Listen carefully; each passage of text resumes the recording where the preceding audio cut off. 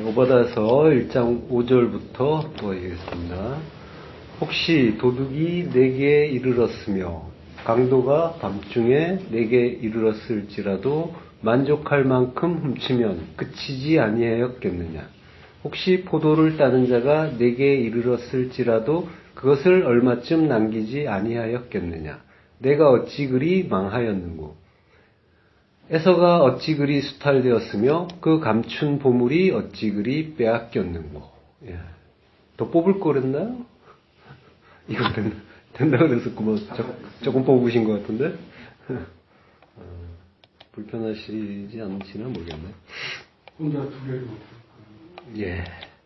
자, 원어 중심 성경 강의 오바다서 5번째 시간입니다. 갓나브, 도둑이라는 제목으로 말씀을 나누겠습니다. 예, 앞에서 2절에서 4절까지 그 교만한 에돔을 향해서 하나님이 반드시 끌어내려 심판하시겠다라고 의지를 표명하셨죠. 그런데 낮은 곳으로 그렇게 끌어내리는 것이 오히려 구원의 은혜라고 했죠. 예, 높은 곳에서 교만하게 자기를 자랑하면서 그 야레케티 차폰, 그 북쪽의 중요한 곳, 성전 집회 높은 곳에 올라서 하나님과 맞먹겠다고 하는 게 맞먹겠다고 하다가 그 야레케티보르, 구덩이 맨 밑바닥에 처박히게 되는데 사실은 그 처박아 주시는 게 오히려 은혜고 감사고 구원의 은혜라고 했습니다. 자, 이제 그 심판의 또 다른 양상이 5절과 6절에서 선포가 되죠. 그 내용을 보면은 오바댜 선지자가 그 선지자를 통해서 에돔이 멸망을 하는데 무자비하고 철저하게 수탈이 되어서 완전히 멸망할 것이다 라고 하시는 그런 예언의 말씀을 오바댜를 통해서 선포하시는 거죠. 자, 먼저 5절에서는 이러한 그 멸망의 양상을 그 도둑과 강도의 이미지를 사용해서 말씀하세요. 5절 보면요. 혹시 도둑이 내게 이르렀으며 강도가 밤중에 내게 이르렀을지라도 만족할 만큼 훔치면 그치지 아니하였겠느냐. 예. 보이는 대로 보면요. 보통 이제 도둑이나 강도가 집안에 침입을 하면 물건을 어느 정도 훔쳐가지만은 자기가 원하는 것 어느 정도 얻으면은 이제 그냥 달아나게 되죠. 근데 지금 완전히 그 만족할 만큼 훔치면 그치지 않겠느냐라고 하는 거는 그치지 않았다는 걸 이야기하는 거예요. 그치지 않을 것이다. 그래서 완전히 수탈해가고 완전히 털어갈 것이다라고 하는 거죠. 그리고 혹시 포도를 따는 자가 내게 이르렀을지라도 얼마큼 남기지 아니하였겠느냐. 도둑이 포도를 훔쳐가더라도 어느 정도는 남기지 않겠냐. 근데 완전히 털릴 것이다 라고 하는 거죠. 내가 어찌 그리 망하였는고 라고 하고. 그 일종의 그 탄식을 하시는 거죠. 자, 포도를 따는 자도 그렇고요. 그러니까 에돔의 운명이라는 거는 완전히 수탈되고 완전히 털려서 멸망할 것이다라고 하는 거예요. 아무것도 남지 않고 철저하게 파괴될 것이다라고 하는 거죠. 이러한 말씀은 물론 이제 그 실제로 역사 속에서 그런 일이 있었어요. 그 바벨론에 대해서도 이제 털리고 완전히 이제 멸망하고 이런 일들이 있었는데요. 자, 이런 말씀은 그 에돔에 대한 그 하나님의 저주와 분노가 매우 크다라는 걸 보여주는 거죠. 그리고 그렇지만은 우리는 지금까지 그 성경을 공부하면서 계속 확인해 왔어요. 이런 식으로 하나님의 저주와 분노가 크면은 클수록 역설적으로 사실은 그 우리에 대한 하나님의 사랑이 그만큼 크고 강하다는 반증이었다는 것을 우리는 확인을 했어요. 이게 단순히 무섭고 두려워서 벌벌 떨 일이 아니라 오히려 하나님의 그러한 저주가 사랑과 그 애정의 표현이었다는 걸 우리는 계속 확인해 왔죠. 자, 오늘도 과연 그러한지, 그리고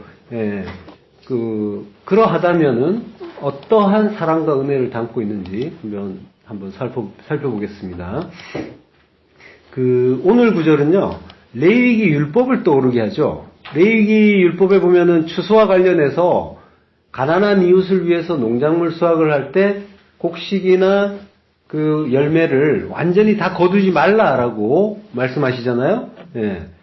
이 율법을 떠오르게 하는 그런 구절이죠. 근데 이제 지금 그 에돔은 그러한 최소한의 국률도 얻지 못할 것이다라고 지금 말씀하시는 거죠.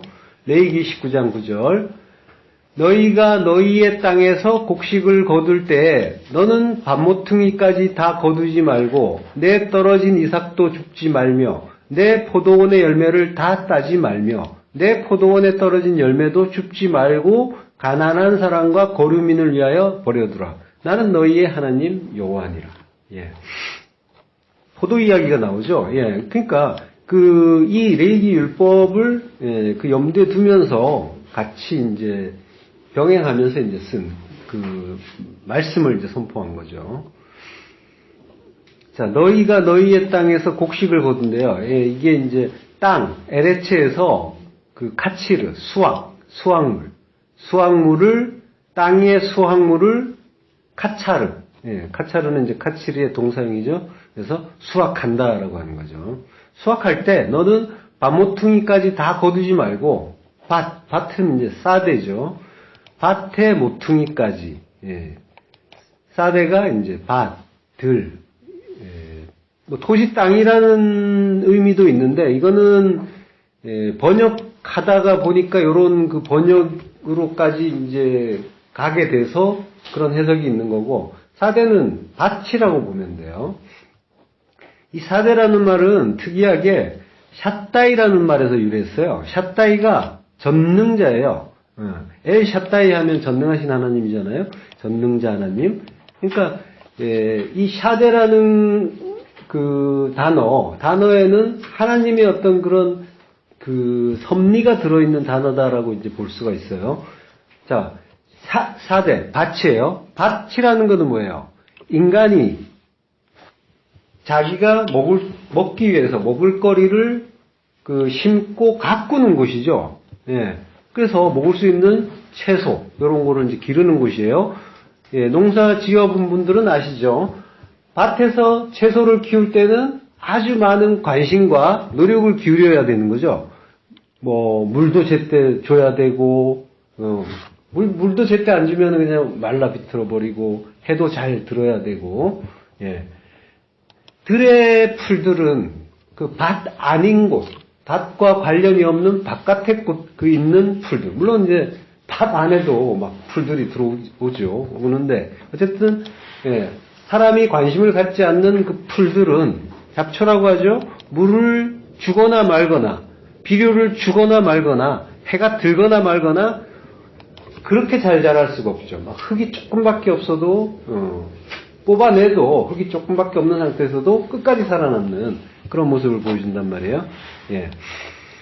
그러니까 그러한 그 경작하는 자의 관심과 관리의 의미가 담긴 장소가 사대인 거예요. 그곳에서 채소가 농부의 관리와 섬김을 받게 되는 거죠. 예. 창세기 2장 5절 여호와 하나님이 땅에 비를 내리지 아니하셨고 땅을 갈 사람도 없었으므로 들에는 초목이 아직 없었고 밭에는 채소가 나지 아니하였으며. 예. 여기 들이라는 말과 밭이란 말이 전부 사대예요. 예. 그러니까 그 밭의 시아흐, 밭의 수풀이에요. 수풀 관모, 밭의 수풀이 테렘, 아직 없었다, 아직 있지 않았다라고 하는 거죠. 그리고 채소도 역시 채소는 에세브예요. 에세브에서도 밭의 그 풀이니까 밭의 채소니까 사대의 에세브인 거죠. 사대의 에세브. 이 에세브가 이제 창세기 1장에서 심에 있는 모든 채소라고 할 때 그 채소인 거예요. 에세브. 거기에서 차마흐, 싹이 트지 않았다. 테렘, 아직 트지 않았다라고 하는 거죠. 자, 왜냐하면 이 원문 자체를 보면요. 여기에 대한 설명을 이제 그 다음에 이어가시는 거예요. 그 원문에 보면 왜냐하면 여호와 하나님이 땅에 비를 내리지 않으셨고, 예, 로마타르, 비를 내리지 않았어요. 땅에 에레츠예요. 알 에레츠, 땅 위에 로마타르, 비를 오게 하지 않으셨다라고 하는 거죠. 히필령이에요. 비가 하나님이 내리게 하면 오시는 거죠. 자, 그러니까 땅은 우리죠. 예. 그리고 비는 물이에요. 물이고 물은 말씀이에요. 그러니까 물은 말씀이면서 진리를 뜻하죠. 그리고 성령도 의미하죠. 그러니까 비가 와야 그가 자라는 거죠. 씨 맺는 채소가 되는 거죠. 그러니까 그 구원을 이야기하는 거예요. 그러니까 비는 말씀이라고 했잖아요. 그러니까 말씀을 주셔야. 그러니까 말씀을 주시는데 그게 또 성령이라고 했죠. 그리스도의 영이잖아요. 그리스도의 영이 우리 안에 오셔야 그때 비로소 그 말씀으로 성도가 살아나는 거죠. 그러니까 진리의 말씀이 생명이라는 걸 깨닫는 성도에게 이걸 안 눌렀네.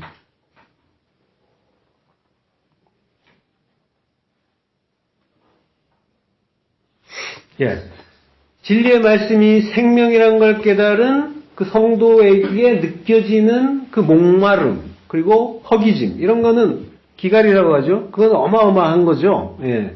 그걸 받지 않으면, 그걸 먹지 않으면은 살 수가 없다라는 거를, 예.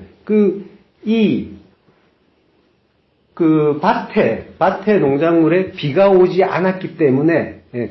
그 밭에 아무것도 없었다라고 하는 그 말씀이, 예. 속에 담겨 있는 거예요. 그 내용이. 그러니까 그 갈증과 허기. 알고 보면은 뭐예요? 성도에게는 그 갈증과 허기가 반드시 있게 되는 거죠. 근데 그게 뭐예요? 어쩌면 그게 성도라는 증거가 되는 거죠. 그러니까 그 갈증과 허기는 축복인 거예요. 그래서 그 말씀에 갈급하고 그걸 받기 위해서, 그 말씀을 듣고 받고 얻기 위해서 또 찾아 헤매기도 하고 막 이제 그런단 말이죠. 자, 근데 아직 비가 내리게 하지 않으셨다라고 하는 거죠. 그러니까 땅은 뭐예요? 그 비가 전혀 없었기 때문에 아직 아무것도 모르는 흑암의 상태라는 거죠. 진리를 깨닫지 못한 상태, 완전한 흑암이고 완전한 혼돈과 공허다라고 하는 거죠. 그 상태에서 이제 시작을 하는 거죠. 땅을 갈 사람도 없었기 때문이다. 비도 주지 않으시고 땅을 갈 사람도 없었다. 간다는 말은 아바드예요. 섬긴다는 거예요. 종로로 탄다, 섬긴다. 그리고 땅을 간다라고 할 때 땅은 여기서는 아다마예요. 아다마를 섬긴다. 아다마는 거기서 아담이 나오잖아요. 아담이 아다마의 흙에 땅에 아파르, 먼지, 티끌, 거기에서 아담이 나오죠. 근데 그 땅을 아바드, 갈 사람이 없다. 경작할 사람이 없다. 그러니까 땅을 섬길 사람이 없다라고 하는 거죠. 이거는 뭐예요? 아직 하나님이 구원의 일을 시작하지 않으셨다라고 하는 거죠. 섬기는 자는 종이죠. 에베드, 종이란 말이에요. 하나님이 붙드시는 하나님의 종. 자기 백성 섬기기 위해서 십자가에 죽는 그 종이 아직 없기 때문이다. 이 말씀은 바꿔서 이야기하면, 물론 이제 성도의 초기를 이야기하는 거지만, 바꿔서 이야기하면 내가 비를 주지 않고 말씀 주지 않고 내가 그 종 주지 않으면, 그리스도를 보내주지 않으면 사대, 그 밭에는 아무것도 안 난다. 절대로 열매 맺을 수 없다라고 하는 거죠. 자, 그러니까 사대라는 곳은 하나님이 돌보고 기르시는 곳, 그 광야의 축약인 거예요. 창세기 13장 9절, 그가 그의 밭머리에 있는 그의 막벨라 굴을 내게 주도록 하되 충분한 대가를 받고 그 굴을 내게 주어 당신들 중에서 매장할 소유지가 되게 하기를 원하노라 하매. 예. 그의 밭머리, 요게 이제 카체 사데라고 해요. 카체가 이제 끝, 종말, 경계 이런 뜻이에요. 그리고 밭은 이제 사대죠. 그러니까 밭머리라는 거는 밭의 종말이에요. 밭은 아까 뭐라고 했어요? 광야의 축약이라고 했죠. 예. 광야의 끝에 뭐가 있고요? 밭머리에 막벨라 굴이 있다고 하죠. 무덤이 있는 거예요. 그러니까 성도의 광야 인생의 목적은 뭐라는 거예요? 죽음이라는 거죠. 예. 그 무트타무트의 죽음. 그 십자가의 죽음. 예. 그걸 죽는 게 성도의 광야 인생의 목적인 거예요. 그러니까 광야의 끝은 성도의 종말이란 말이에요. 성도는 죽기 위해서 인생 사는 거예요. 예. 근데 그 죽음이 안식이에요. 예. 안식일은 뭐 하는 날이에요? 안식일은 아무것도 안 하는 날이죠. 예. 아무것도 안 하는 날. 예. 그러니까 뭐예요? 우리는 뭔가를 하기 위해서 온 게 아니에요. 여섯째 날에 태어난단 말이에요. 인간은 여섯째 날에 나요. 그러니까 여섯째 날에 났다는 거는 여섯째 날에 나서 바로 안식일이잖아요. 그러니까 인간이 하나님의 그 위대한 그 안식을, 하나님은 안식을 향해서 지금 이제 새창조를 운행하시는데 그 안식이 최종적인 거잖아요. 진동치 않는 나라. 근데 그 나라를 위해서, 그 안식을 위해서 인간이 기여할 일은 전혀 없단 말이에요. 근데 왜 사역이 그렇게 많아요? 그죠? 예. 인간이 할 일은 없어요. 인간이 할 일은 아무것도 안 하는 거예요. 그러니까, 무트타무트의 죽음, 그걸 아는 거예요. 하나님의 안식을 배우기 위해서는 뭘 하는 게 아니라, 나의 불가능과 그 무기력을 깨닫는 거예요. 내가 뭘 할 수 있는 게 그런 존재가 아니라 하나님의 은혜를 값없이 받는 존재, 그리고 그 은혜를 감사하는 존재라는 거죠. 예. 그러니까 여섯째 날에 잘 죽는 게 성도의 일이에요. 그러니까 안식일은 뭘 할 수 있는 날이 아니고, 그러니까 여섯째 날에 우리가 죽는데 그 죽음은 계속 죽음 하는데 그 죽음이라는 건 사실은 뭐예요? 율법의 죽음이죠. 예. 우리의 어떤 그런 목숨의 죽음이 아니라, 대단한 거창한 죽음이 아니라, 우리의 두 마음의 죽음이에요. 아, 하나님이, 진짜 하나님 맞군요를 깨달을 때 나오는 나의 하나님 노릇 멈춤. 요게 율법이란 말이에요. 율법의 죽음이란 말이죠. 그러니까 아무것도 안 하는 건 율법의 행위를 멈추는 거죠. 예. 그래서, 그 하나님은 그 율법의 행위를 멈추는 안식이 구원이라는 것을 창세기에서 그 1장에서 2장에 걸쳐서 2장 그 여섯째 날까지가 1장이죠. 그 다음에 이제 그 일곱째 날까지 2장의 일곱째 날까지 그 일곱 날로 가르쳐 주시는 거예요. 예. 그리고 그걸 또 이제 출애굽기에서 그 모든 말씀이라고 했잖아요. 모든. 예. 그 콜핫 데빠림, 그 모든 말씀을, 하나님의 모든 말씀을 뭘로 주세요? 출애굽기에서 시내산에서 열로 주시는 거죠. 예. 그 열의 계명으로 주시는데 이걸 다섯으로 나눠서 주시죠. 그래서 다섯은 설명을 해주시고 다섯은 제목만 주신단 말이죠. 그걸 예수님이 하나님 사랑과 이웃 사랑으로 가르쳐 주시고요. 그리고 산상수훈에서 살인하지 말라, 간음하지 말라, 거짓 증거하지 말라, 요 셋으로 가르쳐 주시고, 요걸 완성하는 게 사랑이다, 성전이다, 이게 넷이다. 요렇게 이제 설명을 해주시는 거죠. 그 셋과 넷이 합쳐서 일곱이 되는 거예요. 그게 안식이고, 요걸 주겠다고 하는 게 언약이란 말이죠. 셰바, 언약이 일곱이고, 요게 완성인 거예요. 요거 알면은 아들, 12이다라고 하는 거죠. 그걸 위해서 내가 친구가 되어서 목숨까지도 아끼지 않고 대신 죽어줄게 라고 하시는 거죠. 친구를 위해서 목숨을 버리면 이에서 더 큰 사랑이 없다라고 하죠. 그러니까 내가 버렸으니까 너희도 버려라고 하는 거예요. 그거 알기만 하는 게 아니에요. 목숨을 버린단 말이에요. 네페시예요. 네페시를 버리는 거예요. 그럼 나도 하나님의 친구가 되는 거죠. 예. 그러니까 단순히 감사합니다 이게 아니란 말이에요. 십자가 죽음이 나에게서 실제가 되어야, 그래서 그 네페시의 목숨이 나에게서 거두어져 가야, 그걸 알아야 그 역시 십자가의 죽음을 그리스도와 함께 이룬 것이고 십자가에서 그리스도와 하나가 되는 거죠.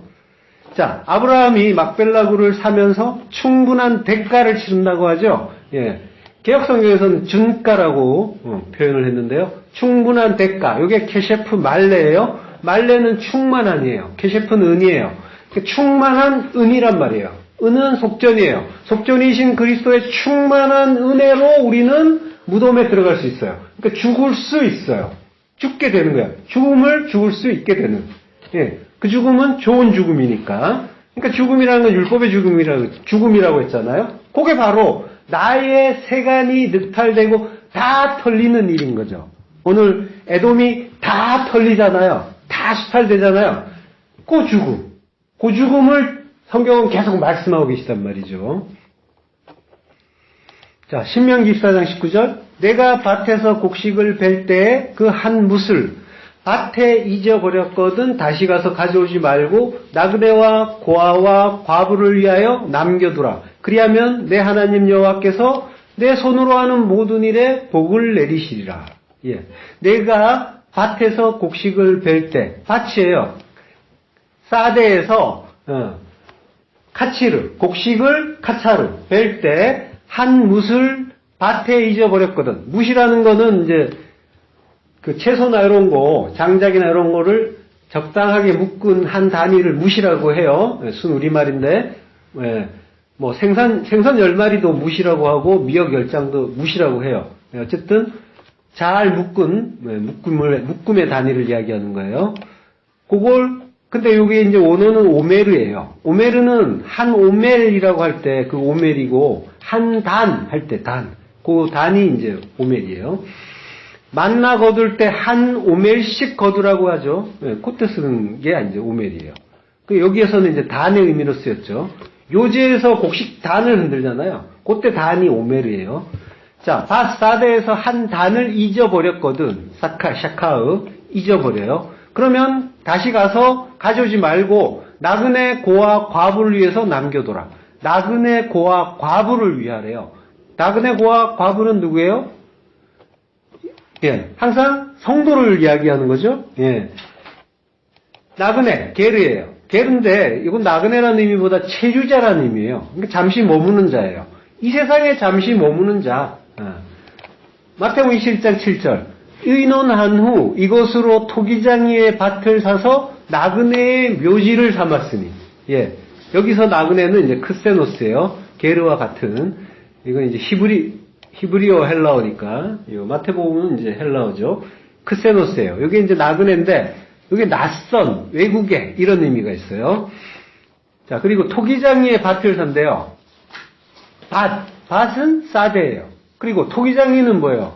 토기장이는 하나님이 토기장이죠. 예. 그러니까 하나님의 밭이에요. 하나님이 그 관리하시는, 섬기는 밭이란 말이에요. 그 사대는 샵다이, 전능자가 관리하시는 곳이에요. 거기에 뭐가 있다는 거예요? 아까 반머리에 막벨라 굴이 있었듯이 나그네의 묘지가 있는 거죠. 막벨라 굴이 나그네의 묘지잖아요. 예, 나그네의 묘지를 뭐로 사요? 주님을 판 은전으로 사죠. 30냥, 은 30. 충분한 대가, 케셰프 말레. 예, 아브라함이 산 그것과 같은 거죠. 충만한 그 속전이신 그리스도의 충만한 은혜를 이야기하는 거란 말이에요. 예, 그 은혜로 우리는 이 세상에서 죽는 자가 될 수 있는 거예요. 무덤에 들어갈 수 있는 거죠. 성도는 그 은혜를 받는 나그네인 거예요. 자, 베드로전서 4장 12절. 사랑하는 자들아, 너희를 연단하려고 오는 불시험을 이상한 일 당하는 것 같이 이상히 여기지 말고. 예, 이상한 일. 요게 크세노스예요. 나그네. 예, 나그네 일 당하는 것. 이게 이상한 일이라고 이제 한 거예요, 번역을. 예, 성도는 이 세상에서 우리를 연단하려고 오는 불시험을 겪는 자들이죠? 예. 그러니까, 그 불시험을 겪으니까 어때요? 별의별 이상한 일을 다 겪죠. 예. 낯설어요. 그게 익숙하지가 않아요. 익숙할 리가 없잖아요. 예. 막 큰 병도 걸리고, 크게 사업에 망하기도 하고, 생판 처음 보는 낯선 일. 근데 그걸 이제 우리는 처음 겪을 때 어때요? 익숙하지가 않죠? 이상한 일 겪는 것처럼 왜 나한테 이런 일이? 처음 드는 생각이 그거잖아요. 그러면서 또 뭐라 그래요? 하나님 해도 너무하십니다. 예. 어떻게 나한테 이럴 수가 있으십니까? 그죠? 예, 그런 말들을 하는 거예요. 원망하는 거죠. 그게 이상하게 생각해서 그런 거예요. 근데 뭐예요? 베드로 사도가 이상하게 여기지 말라고 하는 거죠. 왜? 당연한 거라는 거예요. 나그네니까. 나그네는 이상한 일 겪는 사람들이라는 거죠. 그러니까 당연하다는 거예요. 예.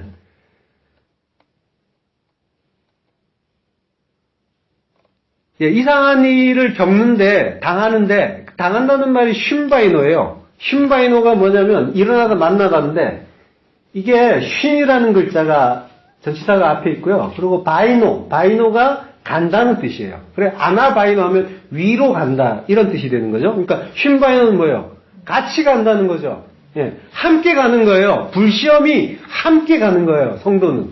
불시험을 친구 삼아서 함께 광야를 가는 거예요. 그 인생 사는 게 성도라는 거예요.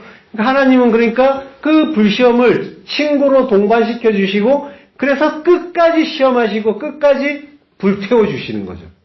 그 성도가 광야 인생을 사는 이유 자체가 낮추시고 시험하시기 위해서라고 했잖아요.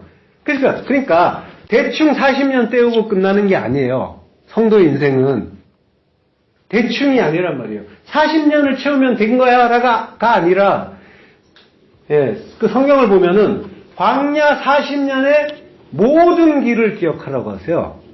광야 40년을 기억하는 게 아니에요. 모든 길이란 말이에요. 모든 길이란 건 하나도 빠짐없이 모든 길이 다 필요해서 겪는 그 길이라는 거예요. 다 필요해서 걷게 하시는 길. 하나님이 걷게 하시는 길이라는 거죠. 예, 여기, 예, 불시험이라는 말은 피로시스예요. 이게 이제 불태움이라는 말이에요.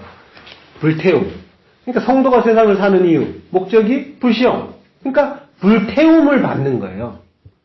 완전히 태워주시는 게 하나님이 세상 살게 하시는 목적이란 말이죠. 예. 그게 이상한 일이 아니라 나그네인 우리에게는 당연한 거니까 이상하게 여기지 말라라고 하시는 거예요. 그러니까 성도는 불태움을 받는 자인 거예요. 게헨나에서. 그죠? 완전히 꺼지지 않는 불이잖아요. 꺼지지 않는다는 거는 완전히 다 탈 때까지 멈추지 않겠다라는 거죠. 예. 그러니까 게헨나에서 타는 거는 성도의 옛 것들이죠. 옛 시체, 배설물, 예, 전부 태우는 거예요. 그 성령의 불에. 불은 성령의 불이에요. 근데 그 성령은 뭐예요? 성령은 치유하면서 읽자고 했잖아요. 말씀으로 치유하면서 읽자고 했잖아요. 예. 성령은 불같은 시험으로 우리에게 오지만 그거는 모두 말씀이라고 했잖아요. 모든 일이 우리에게 주시는 말씀이라고.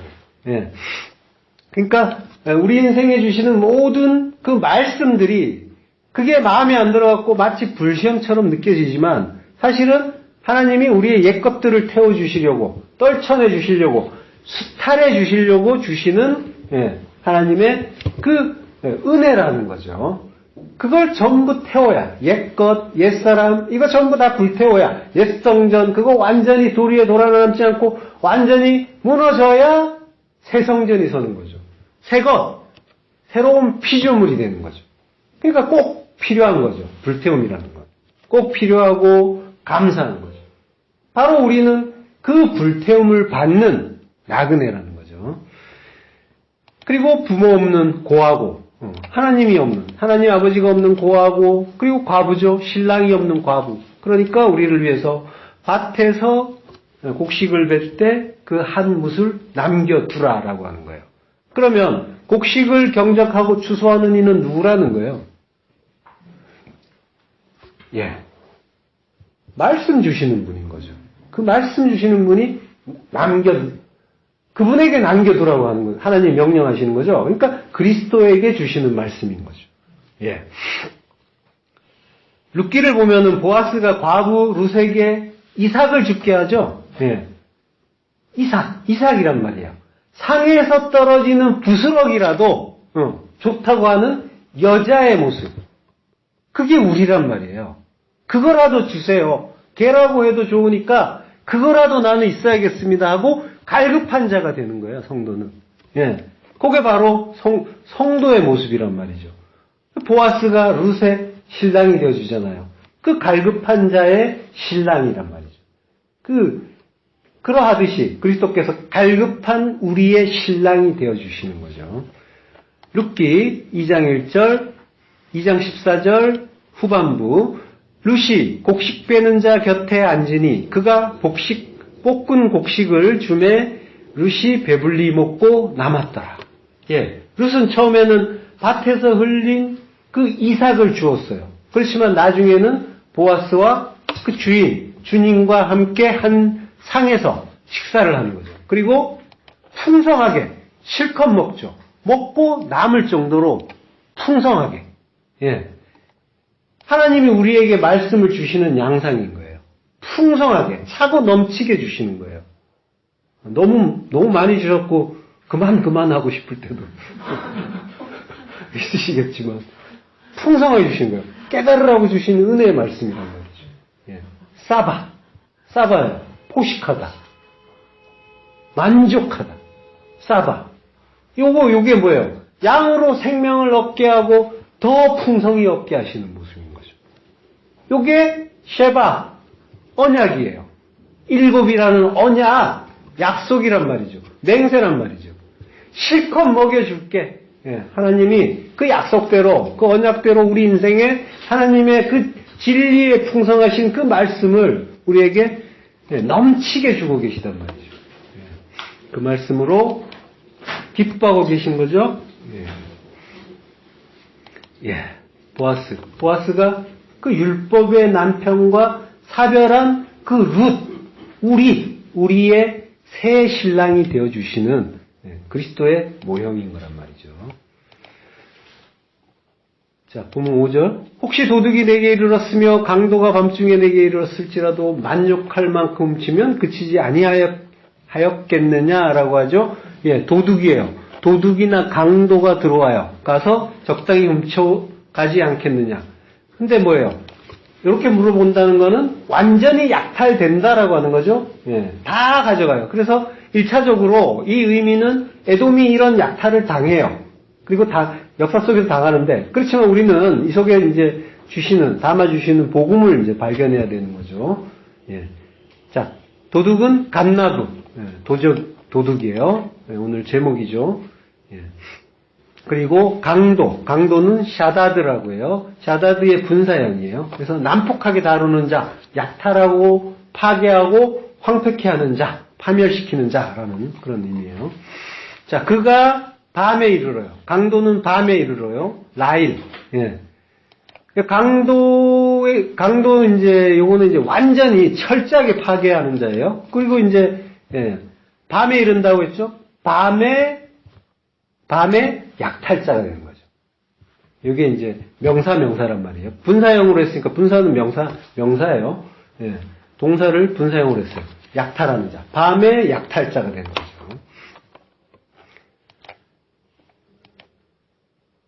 자, 데살로니가 전서 5장 2절. 주의 날이 밤에 도둑같이 이를 줄을 너희 자신이 자세히 알기 때문이에요. 예. 자, 주님은 밤에 오세요. 그죠? 도둑같이 온단 말이에요. 밤에. 왜 밤에 도둑같이 오세요? 내가 알아채지 못하기 때문에. 내가 진리를 모를 때 죄와 허물로 죽어 있을 때 오시잖아요. 그때. 예. 내가 진리를 알고 주님 어서 오세요 이러진 않단 말이에요. 주님이 내가 진리를 모를 때 죄와 허물로 죽어 있던 나에게 오세요. 그게 밤이죠. 밤에 오세요. 그때 나는 썩은 것 끌어안고 배설물 끌어안고 그걸로 만족하고 있었어요. 이게 좋다는 거예요. 요것만 더 있으면 나는 내 인생 풍성하게 즐겁게 잘 산다라고 했단 말이에요. 살아있다, 잘 산다라고 했단 말이에요. 이게 나의 생명이라고 오해하면서, 예. 거기에, 그렇게, 밤에 그 흑암 속에서 뭐가 뭔지 모르고 그 보물로 오해하면서 끌어안고 있던 그 밤에 주의 날이 와요. 날이 욤이란 말이에요. 지금, 날이 날은 낮이에요. 빛이에요. 그게 밤에 와요. 예.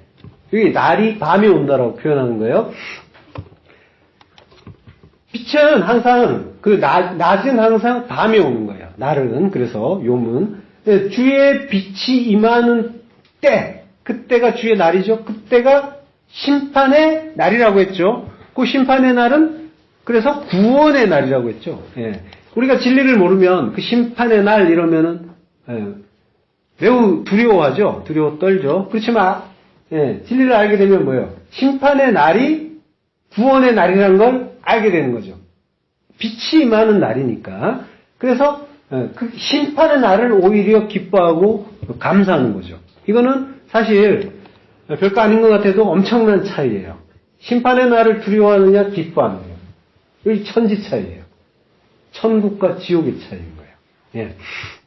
그러니까 주 예수여 어서 오시옵소서라고 하는데 이 말씀은 주 예수여 어서 오셔서 나를 죽여주세요라고 하는 말인 거예요. 그냥 오시는 게 아니란 말이에요. 이 뜻을 모르면은 우리는 심상하게 그저 평안하다 평안하다 이런 소리만 듣는 거란 말이죠. 데살로니가 전서 5장 3절 바로 다음 절이에요. 그들이 평안하다 안전하다 할 그때에 임신한 여자에게 해산의 고통이 이름과 같이 멸망이 갑자기 그들에게 이르리니 결코 피하지 못하리라. 예, 멸망은 갑자기 이르고 피할 수가 없어요. 임신한 여자에게 해산의 고통이 이르듯이 그 멸망이 갑자기 온대요. 근데 여기 표현이 임신한 여자에게 해산의 날이 오면은 조금 당황스럽긴 하지만 어느 정도 예상은 할 수 있었죠. 예상을 하죠. 예. 그러니까 이 표현이 이게 이제 그럴듯하지만은 조금 어폐가 있는 거예요. 원문에는 임신이라는 말이 없어요. 그냥 여자예요. 그리고 어떤 여자냐면 자궁이 있는 여자. 그러니까 아이를 낳을 그 궁전, 그 성전이 있는 여자에게는 해산의 날이, 해산의 고통이 임하는 거예요. 그 고통이 이르는 거죠. 예. 그러하듯이 멸망이, 올레드로스, 멸망, 파멸, 죽음이에요. 그게 갑자기 이른다라고 하는 거예요. 자, 예레미야서 22장 7절. 내가 너를 파멸할 자를 준비하리니 그들이 각기 손에 무기를 가지고 내 아름다운 백향목을 찍어 불에 던지리라. 예. 파멸할 자가, 이 올레드로스라는 말이 70인역에서 샤트의 역어로 쓰여요. 이 샤트가 파멸할 자라고 이제 번역이 된 샤트예요. 멸망시키는 자, 파멸시키는 자. 그를 준비한대요. 하나님이 준비시켜요. 그리고 그들이라고 하는데 그들이 아니에요. 그가 파멸할 자 한 분이에요. 그가 그 한 분이 내가 백향목 아름다운 백향목처럼 그 자랑스러워하는 것, 그 흑암 속에서 기뻐하던 것 있잖아요. 보물로 여기던 것, 그걸 찍어서 불에 던져버린다라고 하는 거죠. 자, 이게 지금 뭐예요? 멸망의 선포란 말이에요. 계속 이 멸망의 선포. 이걸 들으면 마치 이제 자기의 만약 이 말씀이 나에게 이르면은 내가 망했구나라고 비명을 지를 것 같은 표현인데, 자 이제는 뭐예요? 이게 구원의 말씀이라는 걸 우리는 알잖아요. 그러니까 이게 감사로 느껴져야 되는 거죠. 그리고 감사로 느껴지는 거죠. 예. 그거 찍어서 불에 던져서 다 태워버려야 되는 거죠. 예. 그 과거에 뭐가 뭔지 모르고 기뻐하던 그거. 요것만 있으면 잘 살 것 같아 하던 그것들. 사실은 그게 나를 멸망시키는 것이었고, 진짜 귀한 보물은 하늘에 있는 것들이니까. 잠언 29장 24절. 도둑과 짝하는 자는 자기의 영혼을 미워하는 자라. 그는 저주를 들어도 진술하지 아니하느니라. 예, 도둑과 짝하는 자는 자기의 영혼을 미워하는 자라. 이게 뭐예요? 이거 또 표면적으로 보면은 뭐예요? 도둑과 짝하면은 큰일 난다는 얘기로 들리잖아요. 자기 영혼 미워하는 자. 자, 이 도둑이 갓나브예요. 도둑과 짝한다. 짝한다는 이제 할라크인데, 요게 이제 나누다, 분배하다. 기업 나누는 거, 그리고 이제 12지파들 나누는 거, 땅 나누는 거, 요때 나누는 거예요. 그러니까 짝하는 자는 자기 영혼을 미워한대요. 영혼은, 여기서 영혼은 네펫이에요. 네펫이는 영혼이 아니에요.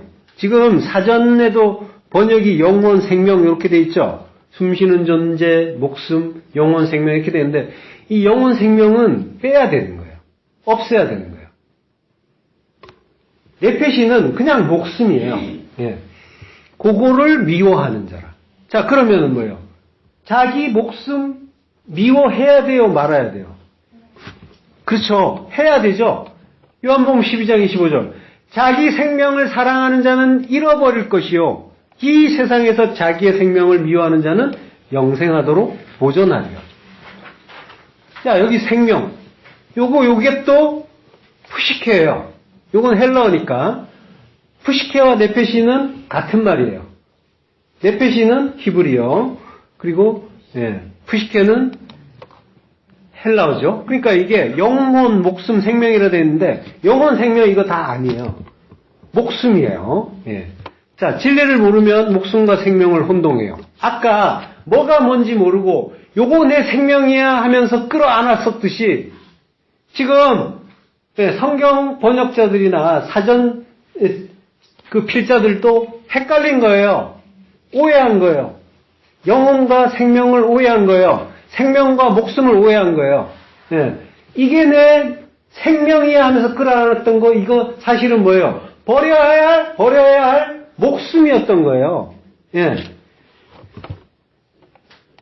자, 그 네페시 푸시케, 그 호흡으로서의 목숨. 이 목숨은 짐승도 동일하게 가지고 있는 거란 말이에요. 예. 성도는 그 성령의 은혜로, 성령의 가입하심으로 영혼의 생명을 가지는 그런 존재란 말이죠. 이때 생명은 교회라고 해요. 자, 제가 표를, 드렸죠. 예. 그, PDF 쪽으로 보면은, 그쪽은 안 돼요? 한글 파일이 좀 깨져서 나오네요. 자, 어쨌든, 중요하지 않으니까, 그걸 보시면 되죠. 예. 원문은 모르셔도 되죠. 예. 루아흐. 이게 히브리어, 헬라어가 이제 표가 있죠. 예. 지금 이제, 요것들 제가 이제 영혼육이라고 흔히 이야기하죠.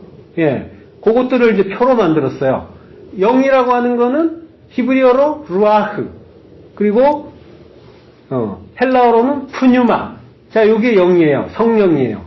자, 그리고 혼이라고 하는, 요게 이제 목숨이죠. 혼이라고 하는 거는 이게 동양사상에서 나온 거라서 정확한 게 아니에요. 목숨이라고 보면 돼요. 육적인 목숨. 혼은 이렇게들 익숙하니까 제가 참고로 이게 흔히 말하는 그거다라는 거 알려드리려고 제가 가로에다 넣어놓은 거고, 혼은 적절한 표현이 아니에요. 이것도 잊어버리시는 게 좋고, 목숨이에요. 육적 목숨. 그게 히브리어로 네펫이에요. 예, 목숨이에요. 그리고 헬라어로는 푸시케예요. 예, 역시 목숨이에요.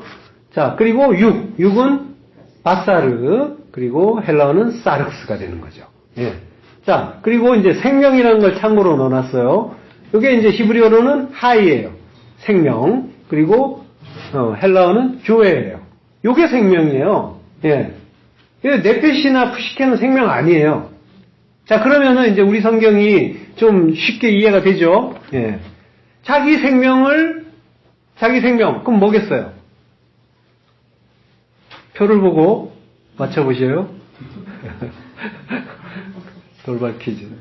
자, 자기 생명을 사랑하는 자. 여기서 생명은 헬라어니까, 신약이니까 헬라어죠? 예? 조회? 예. 여기서의 생명은 푸시케죠. 예. 진짜 생명이 아니란 말이에요. 그거 사랑하는 자는 잃어버릴 것이요. 멸망할 것이요. 예. 목숨인데, 번역을 지금 생명이라고 해놓은 거예요. 그러니까 우리를 헷갈리게 하는 거예요. 자. 푸시케를 사랑하는 자는 잃어버릴 것이요. 이 세상에서 자기 생명. 요것도 푸시케죠. 그 푸시케, 그 목숨 미워해야 된다. 그래야지 영생하도록 보존한다. 여기서 영생은 여기에 이제 생명이 들어있어요. 영원한 생명이니까 여기에서의 생명은 조회죠. 예. 아유, 예, 훌륭하십니다. 예. 아, 헷갈려요. 이 처음에는 익숙하지 않아가지고 헷갈리는데, 잘하셨어요. 예. 자, 그러니까, 자기 생명을, 여기서 이제 우리가 번역본을 보니까, 생명이라고 돼 있단 말이에요. 그러니까 헷갈린단 말이에요. 전혀 생명이 아니에요. 이거는 버려야 할 거기 때문에 버려야 되는 거예요. 그러니까, 이거 사랑하면 안 되죠. 예, 망하는 거죠. 간단하죠? 이걸 목숨으로 보고, 푸시케로 보면은, 그걸, 예, 그래서 업무는 안 할 수가 없는 거죠. 예. 자, 여기, 자기 생명, 자기 푸시케를 사랑하는 자는, 이게 이제 잃어버린단 말이 아폴림이에요. 멸망시킨다. 그리고 빠진 말이 아우토스란 말이 있어요. 자기를 멸망시킨다. 이렇게 돼 있어요. 그리고, 그러나 세상에서, 코스모스에서 자기 생명 미워하는 자, 푸시케, 자기 목숨 미워하는 자는, 영생하도록 도전한다. 그 아이오니오스, 영원한, 그 조회를, 그 에이스란 전치사가 있어요. 에이스는 into예요, 영어에. 안으로. 영원한 생명 안으로 들어간다. 라고 하는 거죠. 거기에서 필라소, 보호된다. 보존된다. 라고 하는 거죠. 자, 그러니까, 그 도둑, 그 갓나부랑 짝을 하는 거는 좋은 거예요, 나쁜 거예요? 예, 좋은 거죠. 예. 지금, 자기 푸시케, 자기 네페시를 미워하는 자니까, 짝하면은. 그러니까 좋은 거죠. 도둑은 그럼 뭐요? 좋은 놈이네요. 예. 좋은 분인지 놈인지, 예. 자, 그렇게 되는 거죠. 예. 자, 좋은 정도가 아니죠. 예. 영생인데. 예. 이거는 어마어마하게 좋고 감지덕지할 일인 거죠. 요게, 예. 지금 이제, 잠언 29장 한 4절이에요. 바로 앞에 뭐가 있냐면요. 잠언 29장 23절이죠. 자, 요것도 표로 해놨어요, 제가. 표로, 만들어놨어요. 이게 이제 그냥 왔다 갔다 하면서 이렇게 보시면 헷갈리니까 한눈에 보시기 좋게 친절하게 표로 놨습니다. 자, 이게 특이해요.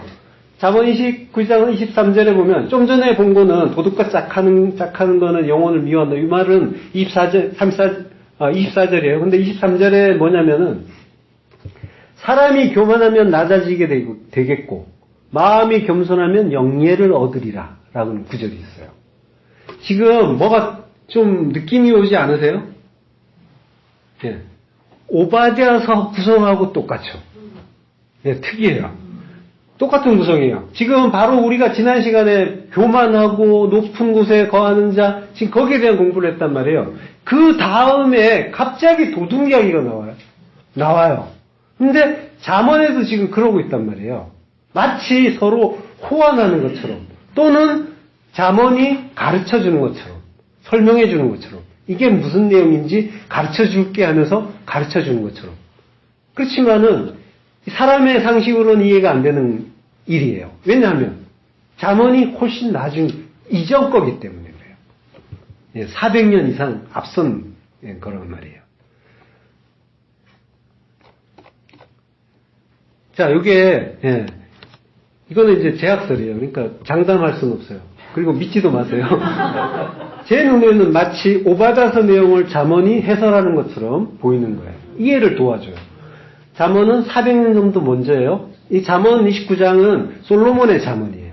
그래서 오바다서는 이제 주전 586년 이후잖아요. 이후에 그 남유다 멸망 이후에 이제 기록된 거죠. 그리고 솔로몬은 970년, 주전 970년에 왕위에 올라서 931년에 소천하시는 분이에요.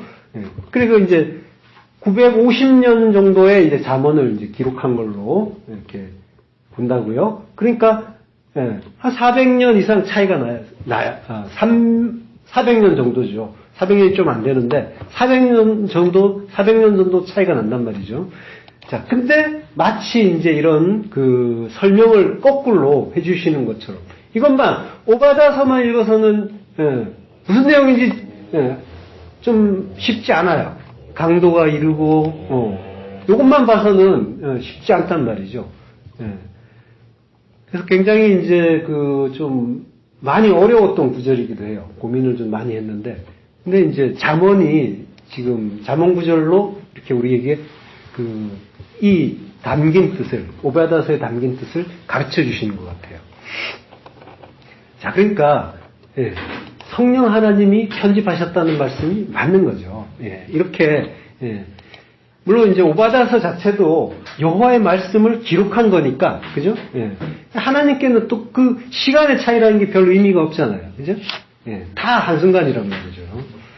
자, 그러니까 다 하나님 말씀이 다 한 말씀을 또 하신다는 걸 알 수 있는 거죠. 자, 계속 보면요. 그러니까 도둑, 갓나브예요. 갓나브는 영생을 얻게 하는 좋은 도둑인 거죠. 예수님도 요한계시록에서 내가 도둑같이 올 것이다 라고 말씀하셨죠. 자기 자신을 도둑으로 비유하신 적이 있단 말이죠.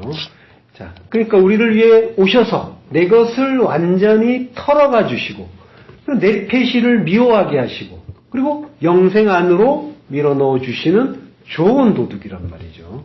우리는 보이지 않는 하나님 나라의 그 영생보다, 근데 우리는 그죠? 그 영생보다 눈에 보이는 이 땅의 목숨, 아까 그 번역자들, 성경 번역자나 사전 그 필자들이 오해한 그 생명, 목숨인데 마치 생명처럼 썼던 그것처럼 이 땅의 목숨이 호흡하는 동안에 그 생활을 풍성하게 만들어주는 것들을 더 귀한 생명으로 여긴단 말이에요.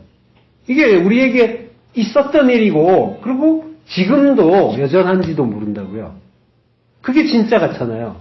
그게 많으면은 기뻐하잖아요. 감사하고, 찬송하고. 그게 없어지면은 이상하게 생각하고, 괴로워하고, 따지고. 그죠? 자, 그게 우리가 이 땅에 사는 삶을 그걸 기쁘게 하고 풍성하게 하는 건 전부 네페시 속에 들어있어요. 그 푸시케, 네페시 속에.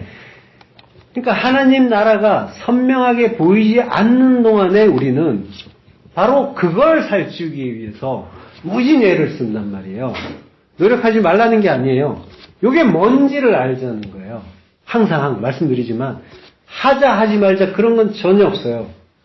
다 좋은 거예요. 다 하나님이 주신 좋은 것들이기 때문에 최선을 다해야 돼요. 근데 그게 뭔지는 알고 가자는 거예요. 그래서 그게 그 하나님의 뜻과 관계없이 내 욕심으로 호구적거리진 말자는 거예요.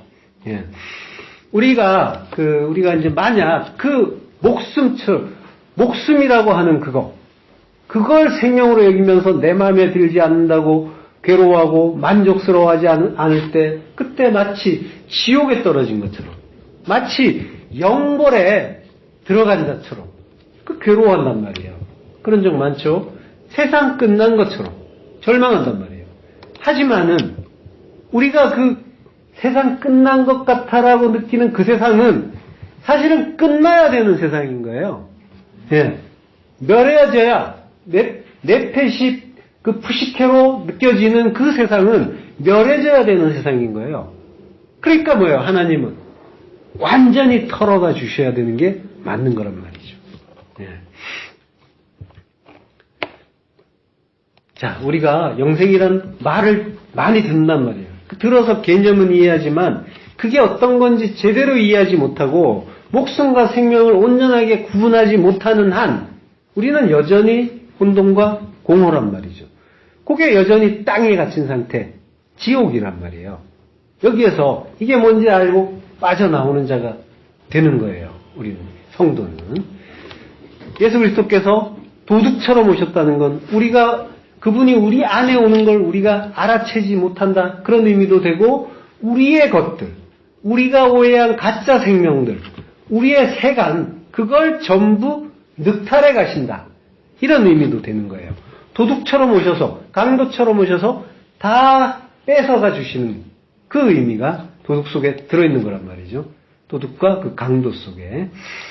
마태복음 12장 20장 29절 사람이 먼저 강한 자를 결박하지 않고서야 어떻게 그 강한 자의 집에 들어가 그 세간을 강탈하겠느냐? 결박한 후에야 그 집을 강탈하리라. 예. 자, 지금 예수님 말씀이 집안의 물건을 강도질하는 이야기가 아니라는 건 아시죠? 예. 요게 그 예수님이 귀신 들린 자 고쳐주셨을 때 유대인들이 저렇게 그 능력을 발휘하는 건 바알세부를 힘입어 귀신을 쫓아내는 거야? 라고 수군댈 때 그때 하신 대답이란 말이죠. 그러니까 뭐예요? 사람 안의 일을 마치 강도가 집안을 강탈하는 일에 비유하고 계신 거죠. 예. 오늘 그 본문 구절이랑 같은 맥락의 말씀이란 말이죠.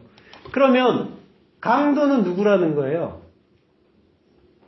예수님이시죠. 예. 예수님이 지금 그 귀신 들린 자를 고쳐주고 나서 지금 주신 말씀이란 말이에요. 거기에 대해서 수군대는 자들에 대해서 주시는 말씀이란 말이에요. 예. 그러니까 강도는 예수님이시고 강한 자가 나오죠. 누가 강한 자예요? 강한 자의 집에 들어갔어요. 강한 자는 귀신 들린 자죠. 그가 강한 자죠. 강팍한 자잖아요. 예. 교만한 자, 높은 자, 목이 곧은 자, 그 강한 자예요. 강한 자에게 들어갔을 때, 이 오바다서의 그 에돔이란 말이에요. 교만하고 높은 자, 그가 강한 자예요.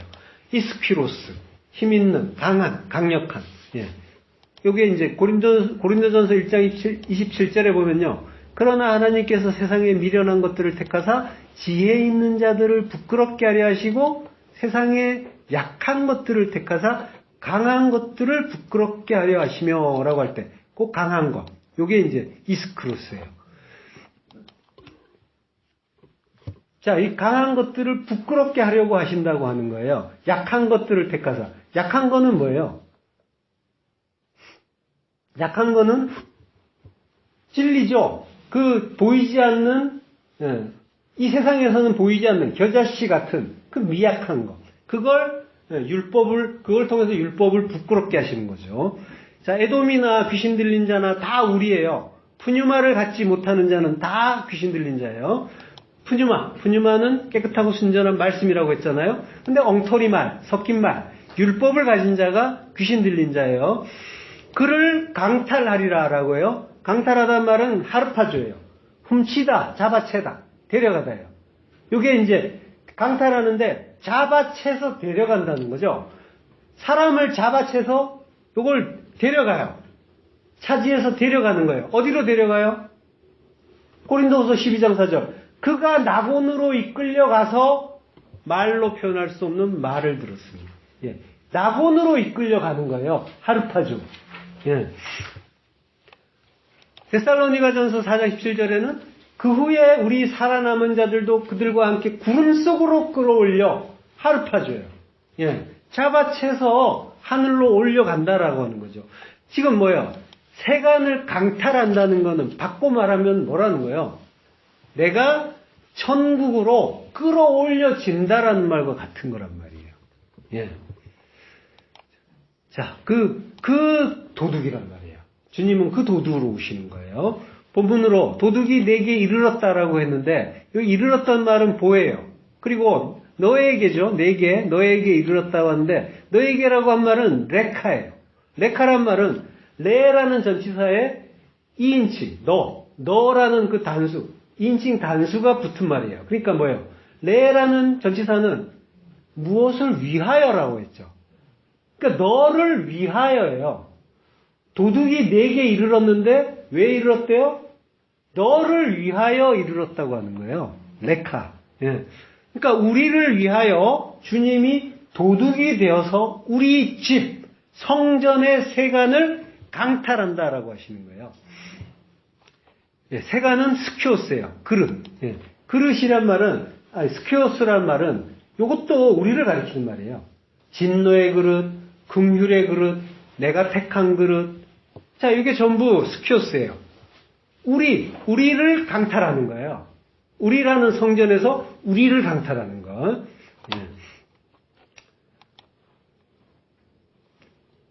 마태복음 11장 12절 세례 요한의 때부터 지금까지 천국은 침노를 당하나니 침노하는 자는 빼앗느니라. 하르파조예요. 하나님이 천국은 우리라고 했잖아요. 천국은 뚫고 들어오시는 분에 의해서 침노를 당하고 우리가 천국이에요. 그래서 침노 당하는 자가 강탈해서 차지하시고 천국으로 잡아채 주시는 거죠. 그래서 데려가시는 거예요. 그가 천국이에요.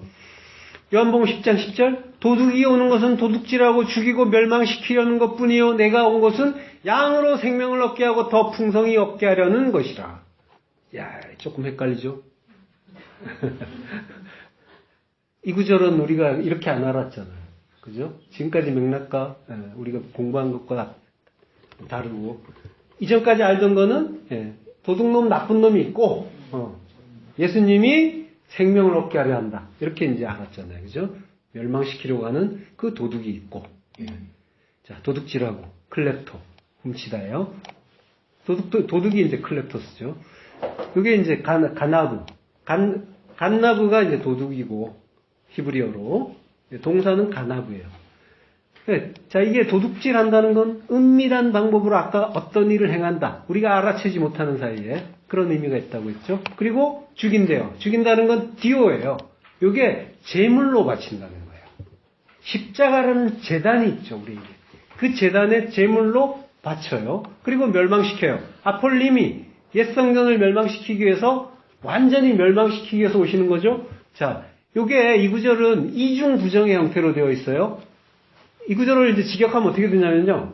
도둑은 오지 않는다. 만약 도둑질하고 죽이고 멸망시키지 않는다면 이렇게 되어 있어요. 그러니까 뭐예요? 반드시 도둑질하고 죽이고 멸망시킨다라는 그런 의미인 거죠. 자, 그리고 말씀하세요. 내가 온 것은 양으로 생명을 얻게 하고 더 풍성히 얻게 하려는 것이라. 자, 요게 앞뒤 구절이 서로 대조가 되는 것으로 이해를 하죠. 대조가 되죠. 서로 대조가 되는 것처럼 보여요. 그래서 도둑은 와서 도둑질하고 죽이고 멸망시키지만 예수님은 생명을 얻게 하고 더 풍성히 얻게 하려고. 그래서 오셨다. 그러니까 이게 인자가 도둑으로 오시는 걸 이해하기 어려워서 이런 대조를 하게 될 수밖에 없는 거예요. 사실은 뭐예요? 도둑질하고 죽이고 멸망시키는 것. 이게 지금까지 우리가 계속 봐왔듯이 이게 바로 진짜 생명을 얻게 하고 더 풍성히 얻게 하는 그 일인 거예요. 그리고 이게 앞뒤 구절이 시제가 달라요. 시제가 지금 똑같은 것처럼 지금 나와 있는데 앞에 구절은 과거고 뒷 구절은 현재예요. 지금 뭐예요? 대조를 하려면 시제가 같아야죠. 대조가 아니란 말이에요.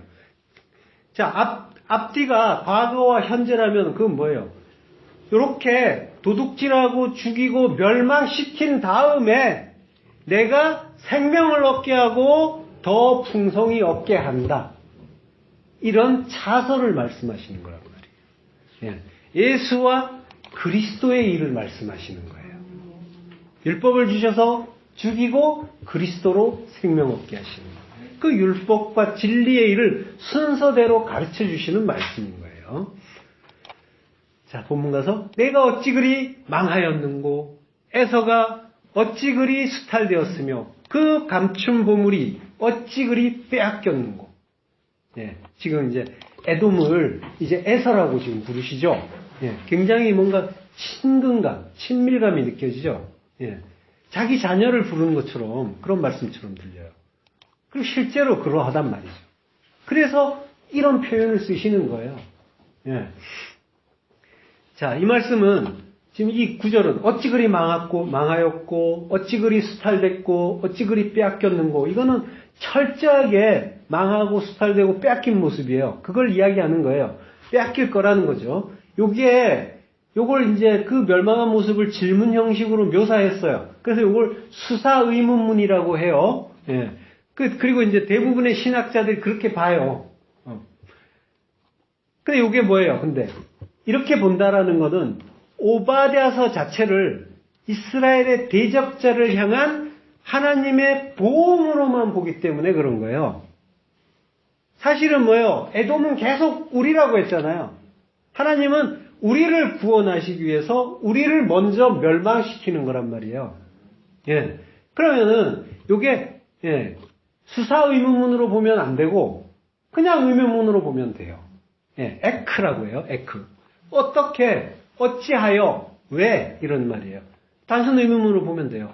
창세기 26장 9절에 보면 아비멜렉 이삭을 불러 이르되 그가 분명히 네 아내 건을 어찌 내 누이라 하였느냐. 수사 의문문이 아니죠. 단순 의문문이에요. 왜 누이라고 했어? 라고 이제 묻는 거예요. 예. 자, 에서가 왜 그렇게 수탈됐고 그 감춘 보물을 왜 그렇게 빼앗겼어요? 그렇게 질문, 의문문으로 보면서 거기에 대한 답을 하자면 뭐가 돼요?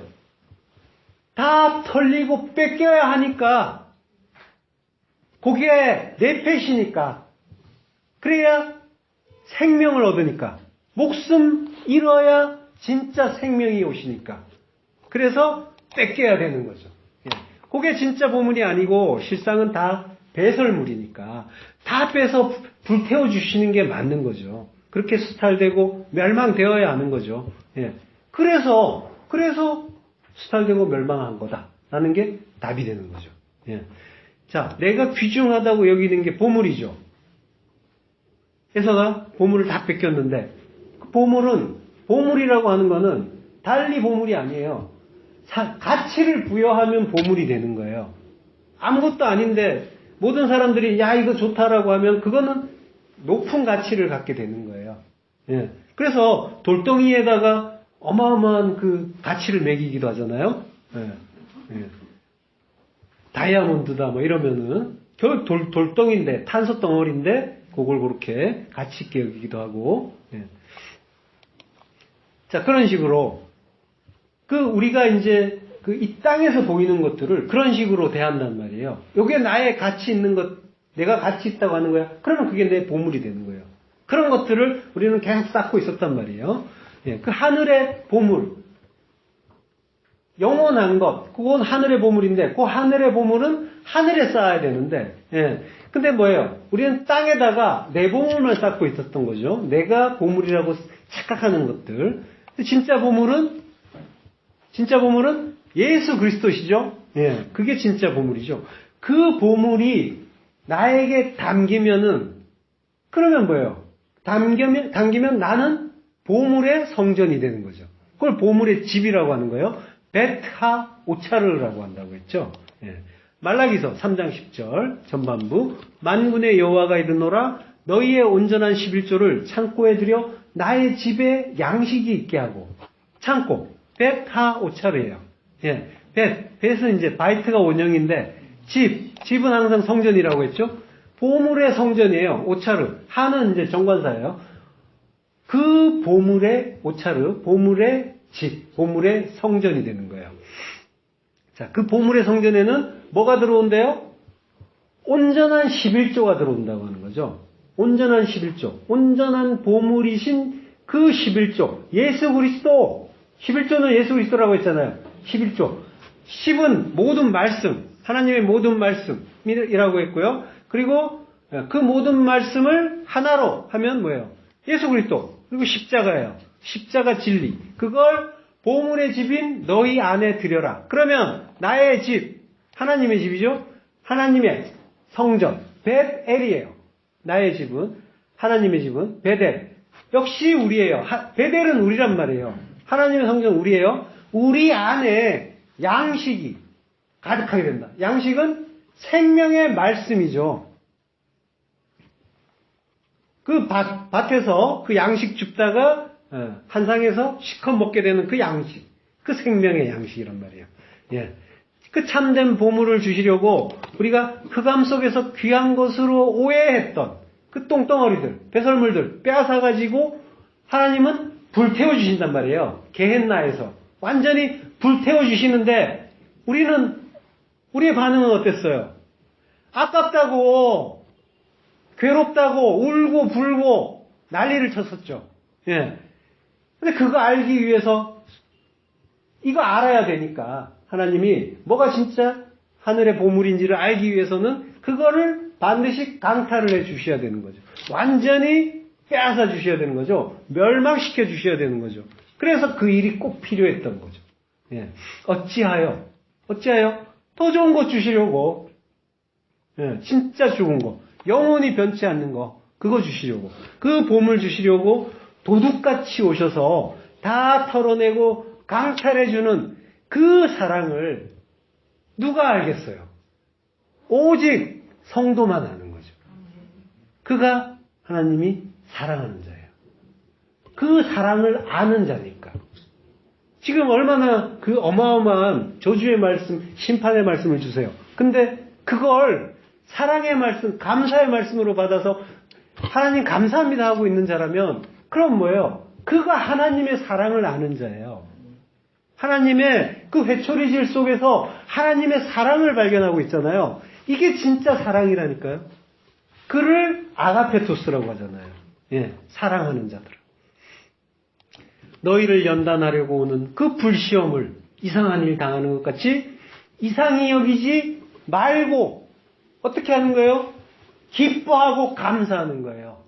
아가페토스, 사랑하는 자들을. 그 사랑하는 자 되신 것을 축하드립니다. 기도하겠습니다. 하나님 감사합니다. 주홍같이 붉은 죄인이었던 그 우리 에돔들을 수탈하시고 다 털어주시고 그리고 마침내 사랑하는 자라고 불러주시니 감사합니다. 우리가 하나님의 사랑을 받는 그 사랑을 아는 사랑하는 자라는 걸 알라고 각양 불시험을 아끼지 않고 주시고 도둑같이 오셔서 모든 우리의 헛것들 털어내 주시고 모든 지푸라기들 불사